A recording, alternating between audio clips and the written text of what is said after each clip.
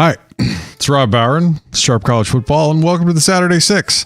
It is an exciting week for college football, and it's really exciting for one particular reason, and it's not the endless Michigan scandal, which is now involved the courts.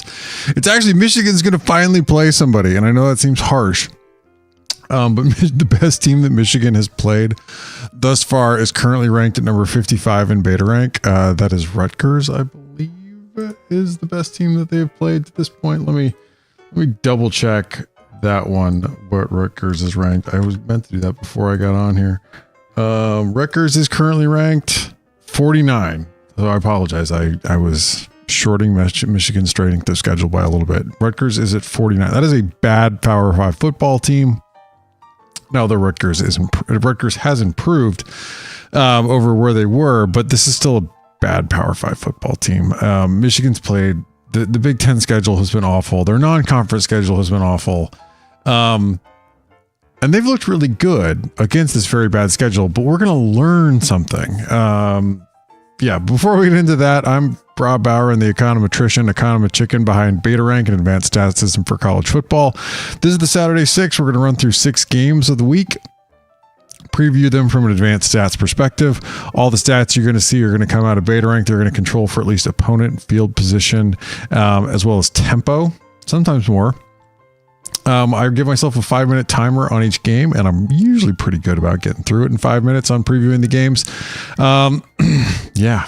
Anyway, we're going to learn a lot about Michigan because we've only seen Michigan at mostly the bad end of, middle to bad end of the college football distribution, and definitely the bad end of the Power 5. Getting to see them against a team that right now in Penn State that is ranked inside the top 10, it's going to tell us a lot about Michigan. I would describe, you can think of mathematical modeling in a very, very simple sense as this is a gross simplification, but I find a useful illustration. It is data times prior distributional assumption gives you posterior distribution. And any place you don't have data, you are making a distributional assumption. You're filling in with distributional assumption. We don't have, up to this point, data on Michigan against other good football teams.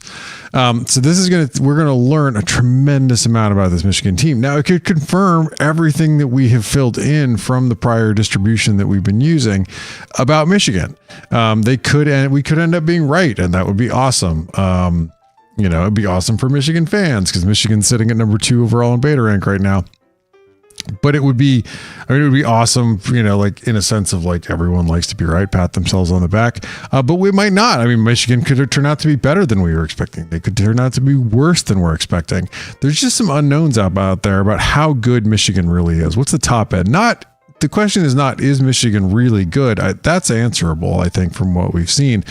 But the by how much is still a little bit in question. So we're going to get to find out this week when they get to play Penn State. There's also some other really good games, I think, available. Look, and there are teams too. Georgia hasn't exactly played a murderer's row yet either. Washington gets to play another good team, and in particular gets to face a really good defense this week. As well as we get to have, we get a fun Tennessee-Missouri game as well. I'm excited for this week. This week's going to tell us a lot. We are going to start to get into, of course, some more chances for some potential upsets. And of course, I really do think all the conference races are really fun this season. The conferences that still are on the divisional heading into their conference championship games are a little less interesting, right? Whomever wins the East is obviously going to just tar the Big Ten West champion. That's a little bit of a bummer. But for the conferences that are not, like the Pac-12 and like the Big 12, that are not playing divisions, or that are, those are really interesting races. We have fantastic opportunities for rematches that might be really fun. Just really, it's a really exciting college football season coming down. And truly, too, we talked about this coming into this season, and it's been true. nobody's really emerged as head and shoulders above anyone else. We don't have any juggernauts running around. This isn't 2019 where you have 4 exceptionally good football teams, or even like 2021 where you have 2 really good football teams, or last year where you have 1 excellent football team in Georgia. There's no massive gap between the best team and anyone else. And that opens up the national championship conversation to a lot more teams, this season, including like a Michigan. Like this Michigan team that even this year would not have a shot against Georgia last season. This team absolutely is one of the better teams in college, one of the best teams in college football right now. It doesn't look as if anyone's really has a shot to emerge there. I mean, Oregon's playing as well as anyone right now. And they've really put it together. Will Stein's just done a phenomenal job as their new offensive coordinator. But the teams that you would think like maybe have a shot, I mean, like who would have figured Ohio State, Ryan Day gets the defense figured out. They're currently number 1 in defense in beta rank right now. And the offense craters, and that's been Day's signature with the Buckeyes. Steve Sarkisian hasn't really been able to get the Texas offense going.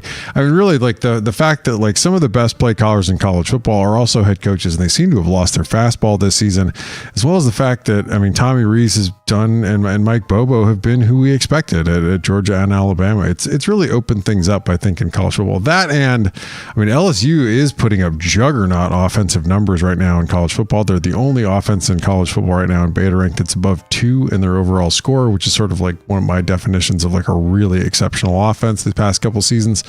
But LSU's defense cratered. I mean, they're awful.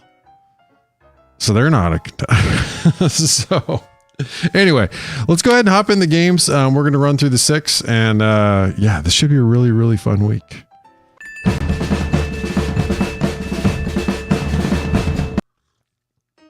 Look, I'm just going to assume Jim Harbaugh is going to be coaching here. He's currently, in theory, suspended. My guess is that they actually win the temporary restraining order on that. And they get some temporary relief, TBD on whether they get that for the long term. James Franklin, of course, is your head coach for Penn State. Sharon Moore is your offense coordinator for Michigan. And this is a pretty good Michigan offense overall. Look, number 3 overall in beta rank. They're only about 80% as effective as the best offense, which is LSU, which again, like tells you there's a pretty big gap between LSU's offense and like a merely very good offense like Michigan. But they're excellent at drive efficiency. This team does a really good job putting together long drives for points. They're a little less explosive. Number 8 overall in explosive drives. And again, you can see these are all scaled to what the best is in putting up big plays. Michigan could definitely use some more explosiveness. They'll definitely want to try to be explosive in this game. They're not great at play efficiency, 21 overall here. It's the least important of the core 4 beta rank metrics. So that's yards per play outside of explosives. Not the most important one here. They do a really good job at negative drives, avoiding 3 and outs, avoiding turnovers. They don't have a really big run pass split, surprisingly. I mean, I say that surprisingly because the past couple seasons, they've definitely been a more run dominant team. JJ McCarthy, though, I think has stepped forward, and they have figured out a little bit more of a passing game. Going to be interesting to see the split here. They are, because this Penn State defense is going to be, I mean, the other part about Michigan is like, not just like I highlighted earlier, they haven't played good teams. They haven't played good units. Like the units on these Big Ten teams and the teams that are non-conference that played either haven't been good either. So it's not as if, I mean, sometimes like, you can play a bad overall schedule, but within the teams, you'll have played some really good units. Like Michigan hasn't done that either. This is going to be a big tell for both sides of the ball for them. We're going to learn a lot. I get excited about learning a lot. So we're going to learn a lot. Now this Manny Diaz coach, Penn State defense is really good. Number 6 overall in beta rank. They're very good at drive efficiency. They find ways to get off the field and avoid giving up points. They also do a really good job controlling big plays. That's going to be something to keep an eye on here. Some of the things that are Michigan's strong points, Penn State's also quite good at. And Manny Diaz generally has good defensive game plans. Like Michigan, not great at play efficiency. Not going to kill you, though. 30 overall. It's the least important of the core beta rank metrics. They're very good at negative drives, forcing 3 and outs, forcing turnovers. Now, the kicker here is Penn State does have a pretty good run pass split. They're number 1 overall in effective rush. That's going to be a big part of this game is, are they able to shut down Michigan's run game, really slow them down? I think they likely will be able to slow them down considerably. And it is going to be like now this Michigan passing game that looks better, Can they hold up against better competition? This isn't a great Penn State pass defense like they had last season, number 20 overall. They definitely have some work to do. Now, JJ McCarthy, 75.7% completion percentage, 10.4 per. Those are astounding numbers. We'll see what he's at in this game. I mean, those are great numbers, partly wind-aided, if you will, opponent-aided.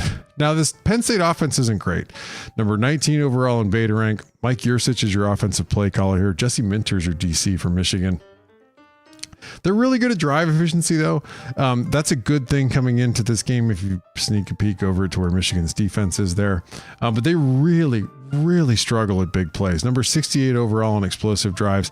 They simply don't get the ball down the field very well. They didn't against Ohio State. I don't expect them to here. They're going to really try to rely on their ability to execute and sustain drives. Not great at play efficiency either. Number 74 overall. They're a little bit better. This is still not a great number overall at negative drives, avoiding 3 and outs, avoiding turnovers. They're definitely a run-based offense. Number 14 overall in effective rush versus 34 in effective pass. They might have to open it up and pass a little with Alar, but I don't expect them to really push the ball down the field a ton. Alar is at 62.8 completion percentage, 6.6 per. Neither of those are where you want or where you expect a highly regarded quarterback to be, especially because Penn State should just have better talent around him than this. Now, Michigan's defense is number 3 overall in beta rank. They struggle with drive efficiency comparatively. You can put together long drives for points against them. That's something to keep an eye on, given that that's what the one thing Penn State does really well on offense. They do a really good job limiting big plays. Now, these are all the defensive numbers are scaled to the offense because it's an offensive ball game in college football these days. I don't want to give anyone the impression that a defense is just going to show up and shut down a really good offense. Michigan does a really good job limiting big plays. They do a good job at play efficiency. They're pretty good at negative drives too, forcing 3 and outs and forcing turnovers. They don't have a really big run pass split at all. We've got this on the road with Michigan, a 71% win probability. In the naive spread, it's 5.9, but a little bit closer in the predicted score, 26.66 to 22.77.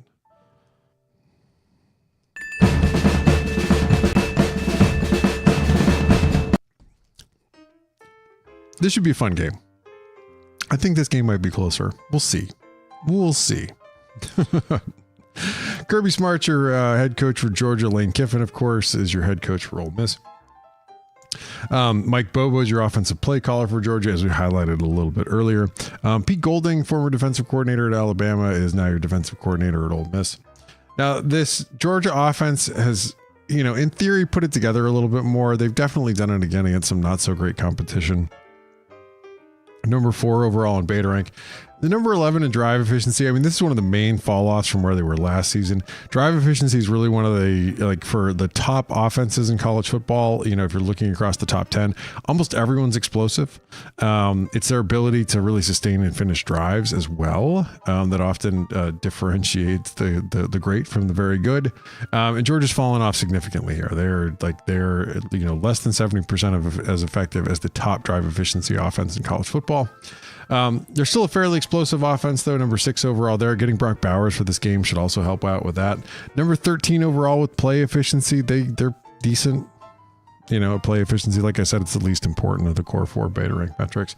They're excellent, though, at negative drives. They avoid 3 and outs, avoid turnovers. They do a really good job showing up on the field with the plan when they get the ball back and not turning the ball over to the other team.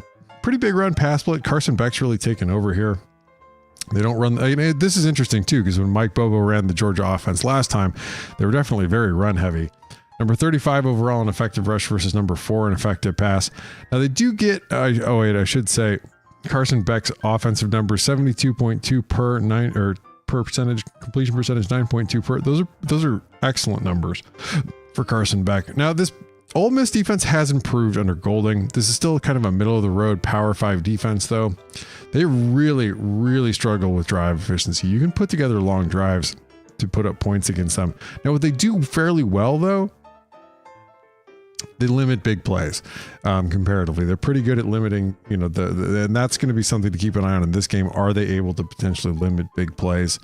Number 10 overall in play efficiency. They do a decent job here, outside of explosive, limiting the yards per play and negative drives, forcing 3 and outs and forcing turnovers. They're pretty good. Now this is not sitting on the sunny side of things. 26 in effective rush versus 42 in effective pass. You definitely like to have that flipped if you were Ole Miss coming into this game. Carson Beck should have a pretty good game here. But you flip it around, this is actually kind of a fun, interesting matchup here. Now, Charlie Weiss Jr. is your offensive play caller for Ole Miss. Glenn Schumann is your defensive play caller for Georgia. This Ole Miss offense is pretty good. Number 11 overall in beta rank. They're good at offensive drive efficiency at number 8 overall. Again, like that's a pretty far fall off from like the number 1 team overall, but like it's still something they can hang their hat on. They're number 14 in explosive drives. They are good at putting up big plays. They're number 15 overall in play efficiency. Outside of explosives, they do a good job sustaining their yards per play. Their negative drives is 16. Again, like this is a team that doesn't take a lot of 3 and outs, doesn't take a lot of turnovers. They don't have a huge run pass split, but they definitely lean into the pass a little bit more. Jackson Dart is your quarterback here, 65.6% completion percentage, 10.1 per. Again, those are really good numbers. Like that is a solid completion percentage for somebody that's pushing the ball down the field that much. Defensively, this Georgia team, I mean, look, 2021 was like sort of the high water mark of the Georgia defense. That team was defense first. Last year's team was offense first. The defense was still really good, one of the best in the country.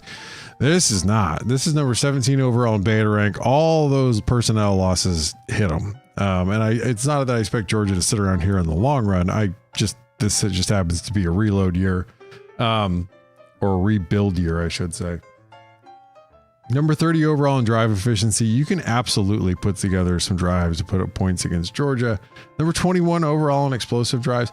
They struggle a little bit to contain big plays. Number 12 in play efficiency, like outside of their yards per play, they do a really good job here. Now where they do well, I mean, and the one that matters most to them is negative drives. They do a really good job forcing 3 and outs, forcing turnovers compared to some of these other numbers.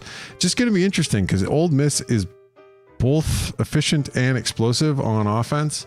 Now Georgia's split does match up better for what Ole Miss does.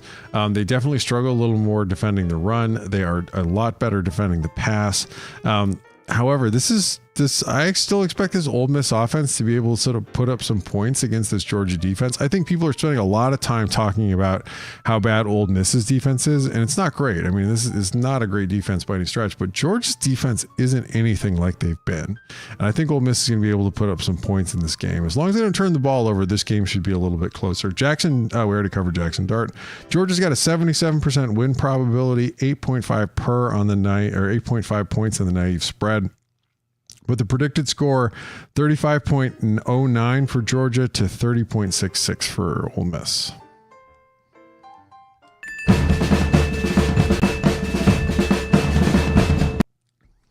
All right, this should be a fun one. Like this, the highlight of this is this matchup here: this Washington offense against this Utah defense. Kyle Whittingham is your head coach for Utah. Kalen DeBoer is your head coach for Washington. Man, if this were I don't know, this is like a couple years ago, like 2019, like the Utah-Washington game. It was at Utah in the regular season. I mean, like just crushing. Both quarterbacks took so many hits in that game. This Washington offense is number 5 overall. They've fallen back a little bit from the pace that they were at earlier in the season. They weren't on LSU's type pace that LSU's been on this season, but still a really good offense. They've come back a bit, and like some of it is the ASU game. Since then, they've definitely put up some points, but they've done it against some really bad defenses. This is their opportunity to kind of like show that, hey, like that was a fluke. And put up some points against a really good defense. Oregon put up some points against this Utah defense. You'd like to see Washington be able to do that too. They struggle with drive efficiency. They're just not sustaining drives in the way they did last season. I mean, this offense has fallen off from where they were last year as well. They're just not sustaining drives at the same level. They struggle. Some of it is execution. Some of it's play calling. They just need to get better here. They're incredibly explosive. Number 2 overall in explosive drives. They can absolutely put up some big plays on you. Number 2 in play efficiency outside of explosives. They do a really good job on their yards per play. And negative drives. They do a good job avoiding 3 and outs and avoiding turnovers. Penix doesn't hold the ball. Like, he's fairly decisive. He doesn't hold the ball longer than necessary. He's not Caleb Williams, where he's sort of like shuffling around, like, buying time, and not even shuffling. Like sometimes Caleb Williams is just running for his life and buying time. Penix doesn't generally do that. They do have a huge run pass split. This is the number one passing offense in all of college football, but they don't run the ball a ton. Look, I mean, and people are going to point to last week when they, ran the ball. That's on USC's defense. Like, USC's defense stinks defending the run. Smoke while you got it, man. Like, yeah, they ran the ball. That's not going to happen this week. Utah's defense, number 5 overall in beta rank. Morgan Scalley's your defensive coordinator here. Oh, I should say Michael Penix, 69.4% completion percentage, 9.4 per. Those are terrific numbers. Number 5 overall in beta rank for this Utah defense. Now, they do struggle a little bit with drive efficiency. It may not kill them in this game just because Washington's not great at it either. They do a decent job. They're better at containing explosive drives, limiting big plays, trying to force the offense to use the entire field. They're very good at play efficiency, limiting your yards per play outside of explosives. They're very, very good at this. And they're excellent at negative drives, forcing 3 and outs, forcing turnovers, forcing you to do dumb things. They're number 5 in effective rush. Now, they've definitely had some injuries, but this Utah run defense in front 7 is excellent in their run fit. They're number 11 in effective pass. Their pass rush has gotten significantly better, and it hasn't been the last couple seasons. That certainly helps. I do think they're a little bit vulnerable on the back end. They have been the last couple years. Even when Clark Phillips was there, the pass defense wasn't great. Some of it was that the pass rush wasn't there. But I think if Washington can keep Penix upright, he might be able to find some open guys versus this defense. Flip it around. This Utah offense is held together by a string and a prayer. Andy Ludwig's your offensive coordinator here. And really without Cam Rising and Keithy, it's been pretty hard to watch at times. They've definitely found their stride a little bit here. At 49 overall, they're at number 33 in drive efficiency. They do a decent job, like here, sustaining long drives to put up points, and they have to because they're not a terribly explosive offense. They're great out at number 93 overall in explosive drives. Number 20 in play efficiency outside of explosives. They do a pretty good job of their yards per play. Comparatively decent job at negative drives, avoiding 3 and outs and avoiding turnovers. They have a huge run pass split. I mean, this is a run first, run second offense. Number 12 overall in effective rush, number 105 in effective pass. Bryson Barnes is your quarterback, 58.9% completion percentage, 6.9 per. Those are really bad numbers for modern college football. You want your quarterback to be pushing closer to 65% completion percentage, and you definitely want to be closer to 8 or above in your yards per completion. This Washington defense under William Inge, they've made progress from where they were last year, but this is considering the talent level that they should have. This is not a good Power 5 defense at all. Power 5, you grade on a 1 to 69 scale this season because there's 69 teams in the Power 5. They do a pretty good job at drive efficiency, finding ways to get off the field and avoid giving up points. But 53 overall in explosive drives, you can definitely put up big plays against them. Number 42 overall in play efficiency, like they're not great at either at limiting the yards per play outside of explosives. Negative drives, 103. They struggle to force 3 and outs. They struggle to force turnovers. They don't have a great, they just don't have a great pass rush. Number 49 in effective rush versus 48 in effective pass. Listen, this game might be a little bit closer just because this Washington defense is really bad. Truly, like they're not as bad as they were last year, but they're not really where you would have liked them to be this season. That's kind of a problem. I do expect Utah to be able to put up some points, so I do expect Washington to still win the game. Washington's got a 75% win probability here, 7.2 in the naive spread, but a lot closer in the predicted scores, 23.98 to 21.46.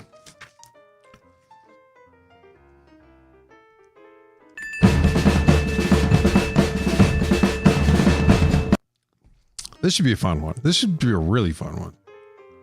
Josh Heupel is your head coach for Tennessee. Eli Drinkwitz is your head coach for Missouri. Josh Heupel is also your play caller for Tennessee. This offense has fallen so far back off of where they were last season. Number 17 overall in beta rank.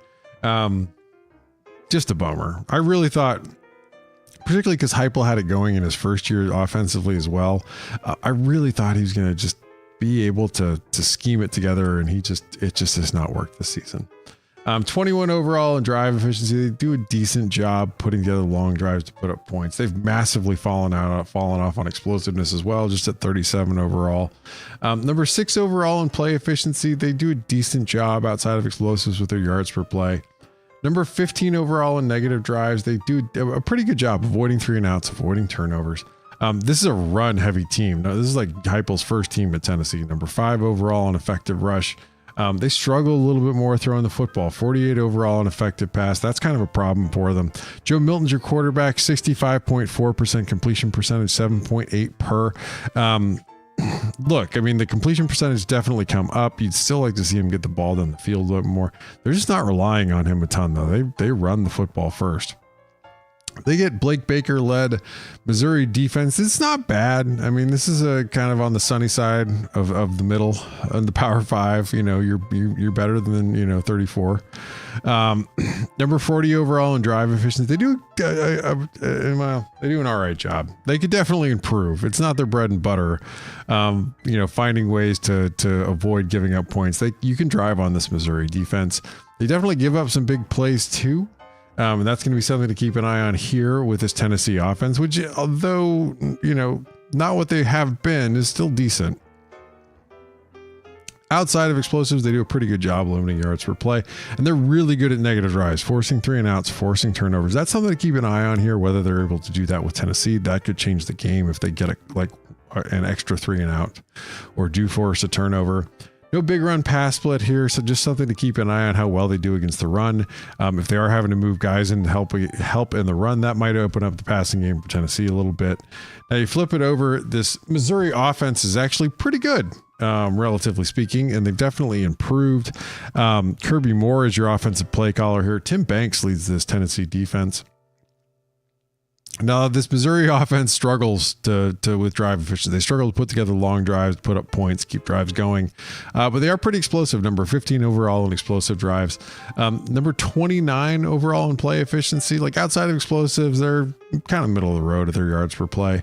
And they do a pretty good job avoiding 3 and outs, avoiding turnovers. The negative drives numbers are pretty solid for them. They have a good size run pass split. And that's interesting, I think, in particular, considering Drinkwitz's background coming from App State. The fact that he's relinquished play calling duties, and they've definitely leaned into throwing the ball more this season. Brady Cook's your quarterback here, 67.3% completion percentage, 9.1 per. He's having a pretty good year, throwing to some pretty good wide receivers as well. Now, this Tennessee defense has improved under Tim Banks. They're number 19 overall in drive efficiency. They do a decent job, finding ways to get off the field, use the field to their advantage, don't give up points. But 22 overall in explosive drives, again, like a decent job avoiding giving up big plays. They struggle a little bit more with their play efficiency outside of explosives, giving up a solid yards per play. And negative drives, they're not great here. This is, again, a little bit more towards the middle of the road, forcing 3 and outs, forcing turnovers. They have a pretty solid run pass split, and that's not a great, necessarily the greatest of signs here. Number 15 overall in effective rush versus 37 in effective pass.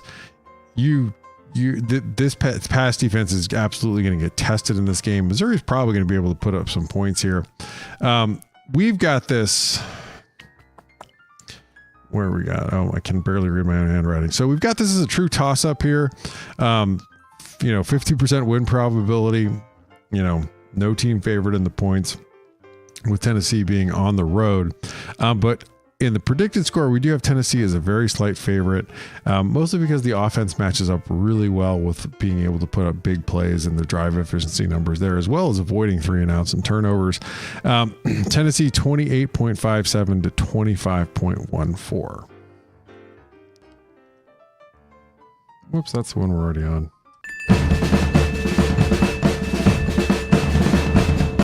This is a really interesting game, and it might not be close. I'm really interested to see if it is. And I say it might not because this matchup here, Brett Venables is your head coach for Oklahoma. Neil Brown is your head coach for West Virginia. Jeff Lebby is your offensive play caller for Oklahoma here. And who do I have here? Jordan Leslie is your defensive play caller for this pretty bad Mountaineers defense. Now, this Oklahoma offense is pretty good overall, number 13. They're pretty good at drive efficiency. They are able to sustain long drives to put up points. They're a little less explosive, 23 overall in explosive drives. Definitely something they could potentially improve on. 33 in play efficiency outside of explosives. They're not great. But again, it's the least important of the core 4 beta rank metrics. Now, this negative drives number is solid. Number 9 overall. They do a really good job. They avoid 3 and outs, avoid turnovers. They generally put themselves in a really good place. Number 46 overall in effective rush versus 9 in effective pass. There's a team that's definitely looking to throw the football around. Not a great running team. Dylan Gabriel is your quarterback here. 71.3% completion percentage, 9.2 per. He's having a really, really good season. And I do think that they've started to really discuss. I mean, look, this Oklahoma team is like, it is a slower build, I think, than maybe some Oklahoma fans are hoping for. But I do think that both units are largely heading in the right direction. Now, this West Virginia defense is not good. This is a bad Power 5 defense at number 50 overall. Number 49 overall in drive efficiency. You can put together long drives to put up points against them. They also struggle to contain big plays at 57 and explosive drives. Their play efficiency is not great, 65 overall here. And negative drives, 57 overall. Again, they struggle to create 3 and outs, create turnovers. They don't have a big run pass split, but they're not terribly good at either, and that's kind of a problem. You flip it around. On the other side of the football, look, this Oklahoma defense isn't bad. I mean, they're number 18 overall, and that's what like makes this game a little bit interesting, is that this matchup here, as well as West Virginia has a pretty big advantage in special teams, and in particular place kicking, which is what matters most in college special teams. Making field goals, man. Like college kickers it's not like the NFL where everybody's got a good kicker. If you've got a good kicker in college, it really matters. That's going to get you more points than like your punt coverage team. Anyway, this is West Virginia offense at number 28 overall. They do a pretty good job comparatively with their drive efficiency. They're able to sustain long drives in order to put up points. They're a fairly explosive offense comparatively as well. Number 31 overall in explosive drives. They can definitely put up some big plays comparatively. But they struggle a little bit with their play efficiency outside of explosives, sustaining their yards per play. They do a pretty good job at negative drives of, avoiding 3 and outs and avoiding turnovers.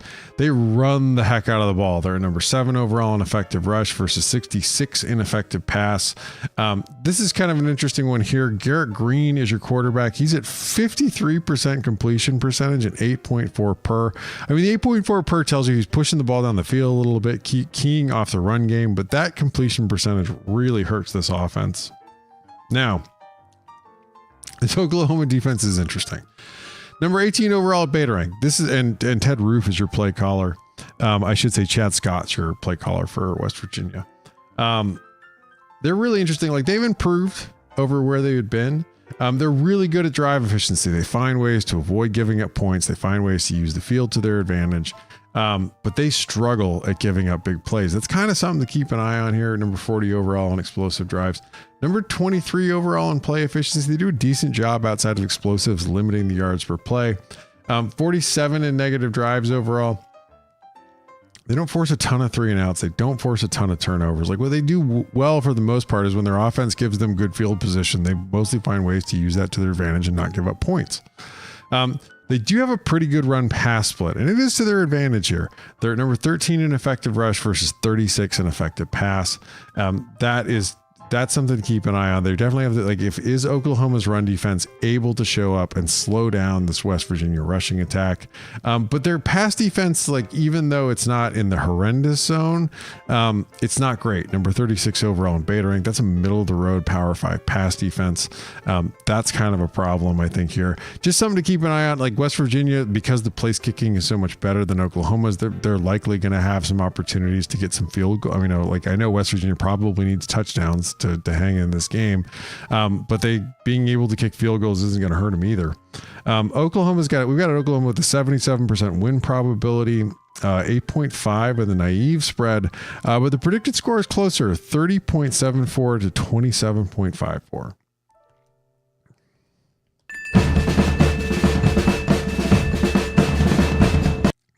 Our group of 5 game this week, I'm really pumped for. This is a really exciting matchup. Texas State at Coastal Carolina.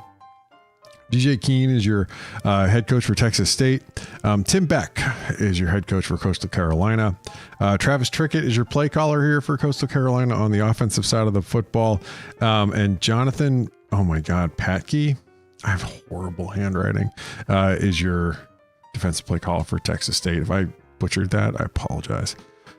Offensively, Coastal Carolina is still pretty good. It's different than the Jamie Chadwell offense that they were running. And it does look a little bit like a Tim Beck offense. They really struggle with, like, this is a good group of 5 offense at number 40 overall, but they struggle with drive efficiency. They just are not, like, they struggle with execution. They struggle a little bit with play calling. They're a very explosive team comparatively, though. They're number 30 overall in explosive drives. Like, the majority of their positive numbers come from putting up big plays. They're 28 overall in drive efficiency. Outside of explosives, they have a solid yards per play. And their negative drives, they avoid 3 and outs. They avoid turnovers. They do a really good job here. They do have a pretty good run pass split. That's different than Chadwell offense as well. 38 in effective pass versus 69 in effective rush. Now, Grayson McCall is your quarterback here. Still 67.4% completion percentage, 8.6 per. He's having a really good year, throwing the ball around a lot more.